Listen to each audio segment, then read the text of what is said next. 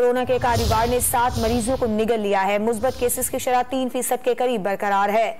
कौमी इदारे सेहत के मुताबिक जुमेरात को मुल्क भर में 23,000 से ज्यादा कोरोना टेस्ट किए गए। इनमें से 679 मरीजों में मुहलिक वायरस की तस्दीक हुई। मुस्बत केसेस की शरह 2.95% रही।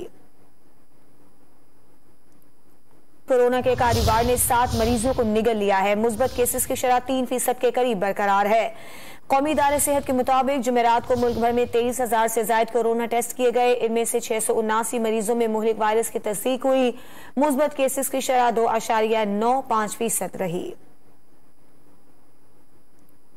कोरोना के कारीवार ने 7 मरीजों को निगल लिया है। मुस्बत केसेस की शरह 3% के करीब बरकरार है। कौमी इदारे सेहत के मुताबिक जुमेरात को मुल्क भर में 23,000 से ज्यादा कोरोना टेस्ट किए गए। इनमें से 679 मरीजों में मुहलिक वायरस की तस्दीक हुई। मुस्बत केसेस की शरह 2.95% रही।